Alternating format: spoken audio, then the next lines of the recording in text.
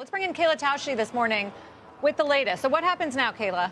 Well, Sarah, now congressional staff and White House legislative affairs staff are going to keep that conversation going. According to the leaders yesterday, they were going to follow up yesterday after the meeting. And then the principals are going to come back to the White House on Friday to reconvene at President Biden's invitation to figure out where things stand. And the hope is that those staffers can find some middle ground based on the table that was set in yesterday's more than hour-long discussion. But at least according to House Speaker Kevin McCarthy, there was no progress in that discussion.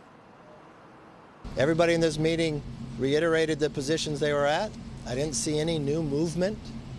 The president said the staff should get back together, but I was very clear with the president. We have now just 2 weeks to go. If Chuck Schumer could pass something, we'd go to conference right away and solve that. So now the question is, can there be an agreement where both sides politically are able to save face and avert a default on June 1st, which President Biden and Leader Mitch McConnell say that they are going to do at all costs?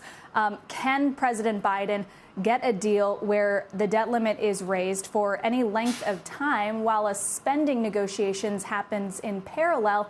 And can Speaker McCarthy then say that the two are linked, even if the White House is able to say they are not? It's all semantics, but it's important to each party, and they only have 3 weeks to get there, Sarah. Game that out further. You're saying they could. So President Biden has said he doesn't want to attach spending cuts to the debt ceiling vote, right? Or do you think that he would be open to doing that?